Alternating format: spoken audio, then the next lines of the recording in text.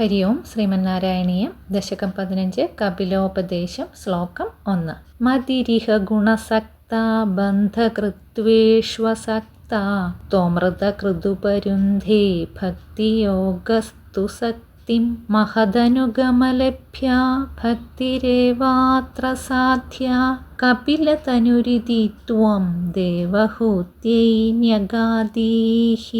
ഈ ലോകത്തിൽ സുഖവിഷയങ്ങളിൽ ആസക്തിയുണ്ടായാൽ ബുദ്ധി സംസാരബന്ധത്തിന് കാരണമായി തീരുന്നു. അവയിൽ ആസക്തിയില്ലെന്ന് വന്നാലോ അത് മോക്ഷത്തിന് കാരണമായി ഭവിക്കുന്നു. ഭക്തിയോഗമാകട്ടെ വിഷയാസക്തിയെ തടയുന്നു. ഇവിടെ മഹാന്മാരുടെ സംസർഗത്താൽ ഉണ്ടാവുന്ന ഭക്തി തന്നെയാണ് സമ്പാദിക്കേണ്ടത്. ഇപ്രകാരം കപിലസ്വരൂപനായ നിന്തിരുവടി ദേവഹൂതിയോട് അരുളി ചെയ്തു. ക്ഷണികങ്ങളായ ജീവിത സുഖങ്ങളുടെ പിന്നാലെ ഓടുന്നവർക്ക് ഭഗവാനെ സേവിക്കുവാൻ താല്പര്യമോ സമയമോ ഉണ്ടാകില്ല.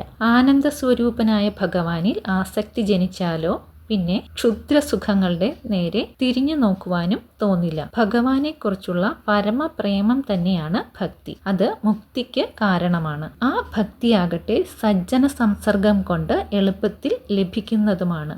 ആ ഭക്തി സമ്പാദിക്കാനാണ് ജീവിതത്തിൽ എല്ലാവരും ഉത്സാഹിക്കേണ്ടത്.